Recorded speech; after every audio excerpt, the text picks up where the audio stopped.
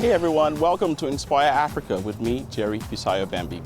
On this episode, we begin a series on girls' education and women's leadership. We hear stories of women entrepreneurs, leaders and actors who are moving the lines for the empowerment of women. First in Chad with Sultan Brahim and in Niger with Hassan Zouera. We also hear the ultimate goal and dreams of girls' education and female leadership in Mauritania. Plus, in Benin, where microcredits for women are helping to change lives. The program has impacted more than 100,000 beneficiaries, for the majority who are, of course, women. This is Inspire Africa. Now, Sultan Brahim was forcefully married off at the age of 14, robbing her of many dreams and freedoms. She, however, did not give up. Today, she is the founder of a women's group that is ensuring that women across her community and across Chad are empowered. Here is more on her story. In Chad, it is estimated that more than 50% of the country's 16 million inhabitants are women, according to the latest census. More than half of this population live in rural areas where life is becoming increasingly difficult for women, especially young girls, in areas far from the main cities. In the sub-district office of Mani, less than 200 kilometers from the capital in Jamina, a brave woman who is a victim of child marriage is fighting for the empowerment of this locality. Early marriage has consequences. The girl, if she's not matured, after marriage there will still be pregnancies. And with this pregnancy, what will happen to the girl? The SWEDD project has helped us a lot in the empowerment of women. They have provided us with a tractor. They trained our daughters who now drive the tractor. Thanks to this diverse support of NGOs, the women's group led by Sultan Brahim has won the hearts of the local women. What led me to create a group was in 1989 when I was in Kara in a neighboring village. There was a Belgian woman by the name Anita. I said to her, "You're going to assist us in Mani. Is that possible?"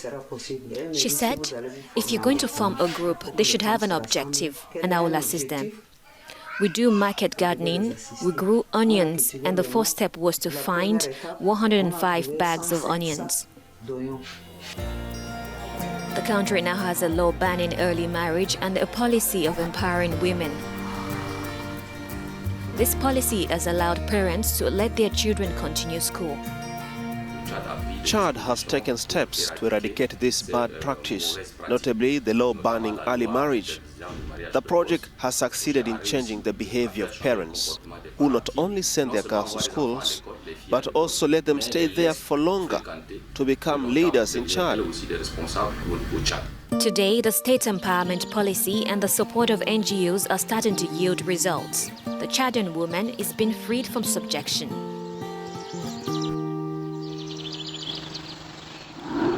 And now to Niger. Hassan Zouera of Niger's police was recently declared the 2021 winner of the United Nations Population Award. Zouera was recognized as a leader in the fight against gender-based violence and also for her contributions in making Niger a safer place for women and girls. Let's take a listen to more on her story. In Niger, the government has taken stern action in the fight against gender-based violence directed towards minors and women.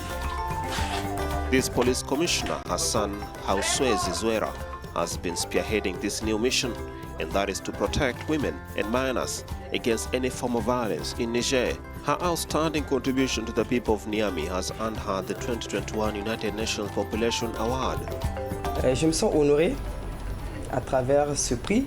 I feel honored through this award. These were acts that I did as part of my mission to protect.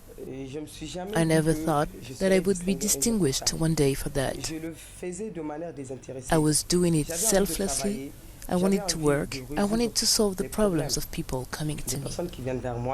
With the financial support of the SWEDD project on women's empowerment in the Sahel, Niger has in recent months been actively helping women stabilize economically. Women represent a little over 51% of the population here. What this means is that any development initiative without their participation is doomed to fail. And so, SWEDD is in line with the government's priorities, which is the empowerment of women.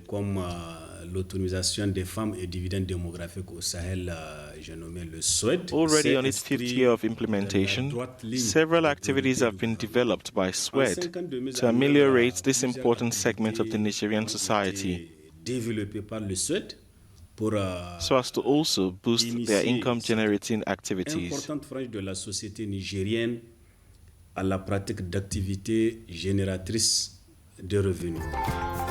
With her distinction and exemplary work, the police commissioner Hassan Hausseize Zwera has been a role model to her colleagues and even the entire Nigerian people.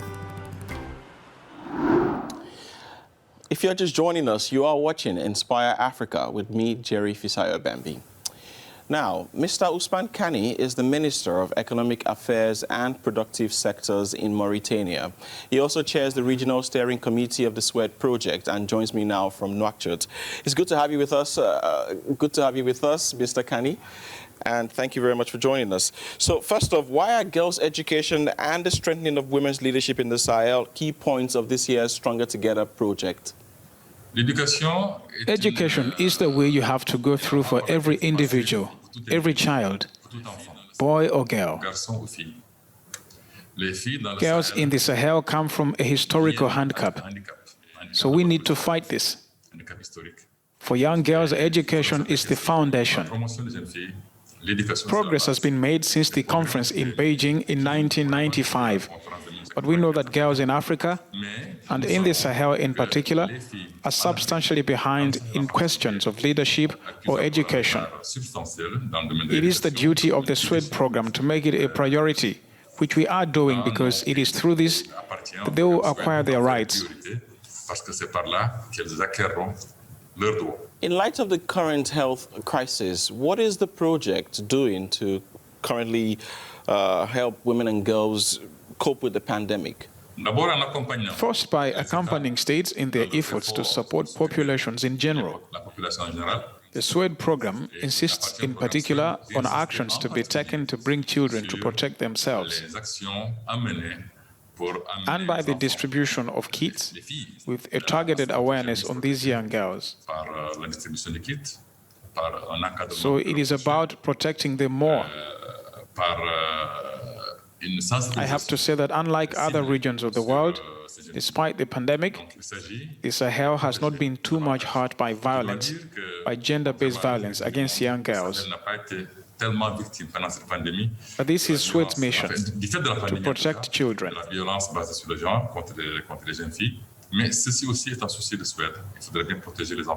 Mr. Kani, what is your dream and ultimate goal for girls' education and female leadership?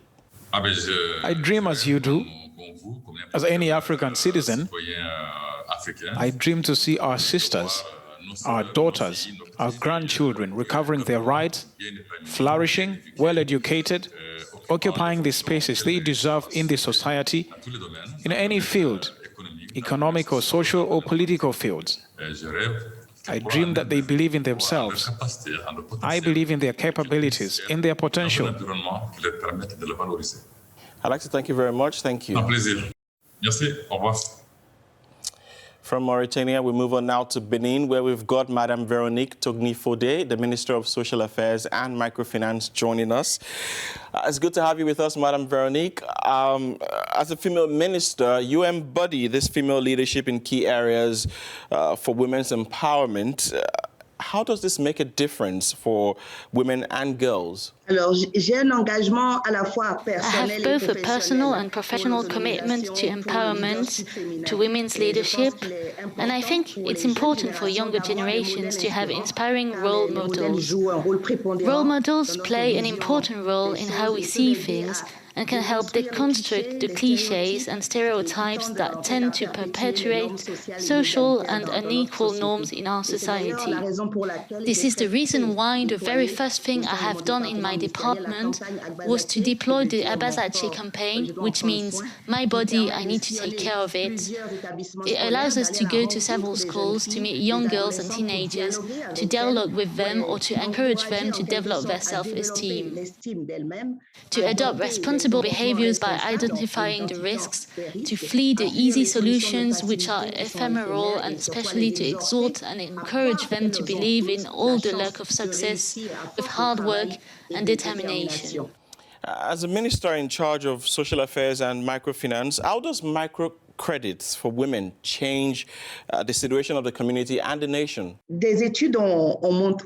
Studies have shown that women's economic empowerment is fundamental to poverty reduction and is a prerequisite for sustainable development, as women are at the heart of any development project. Investing in women's economic empowerment is the surest path to gender equality and poverty eradication, and then inclusive economic growth.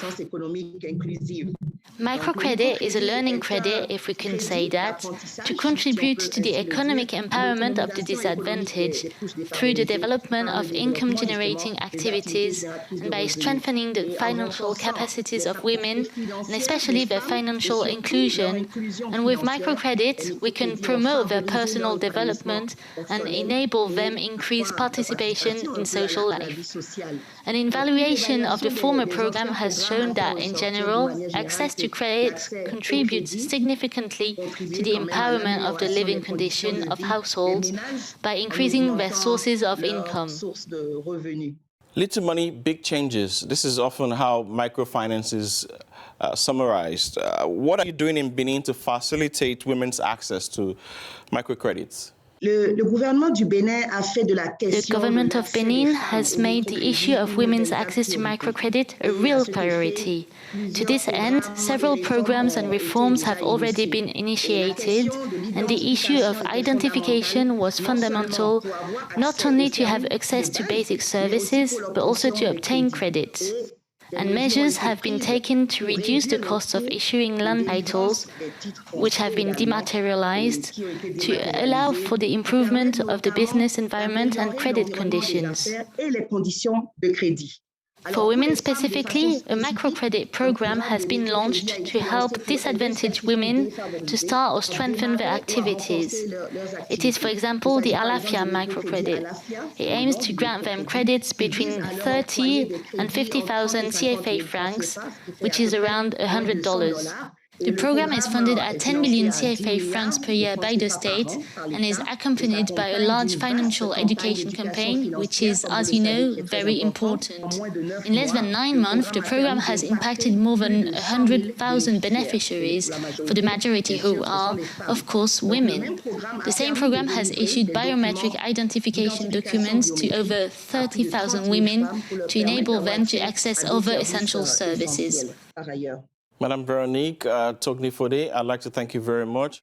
Thank you. And that's it on this episode of Inspire Africa. For more on the episode, you can go to Inspire Africa in the program section on Africanews.com. I am Jerry Fisaya Bambi, and I am leaving you with some of the images that caught our attention on social media. I'll see you some other time. Bye. As seen on Our Everyday Africa, a woman watering her vegetable garden in Awel, South Sudan. Kenyan star actress Lupita Nyong'o celebrating her Emmy Award. And we find this on ROK Africa titled Waiting for the Weekend.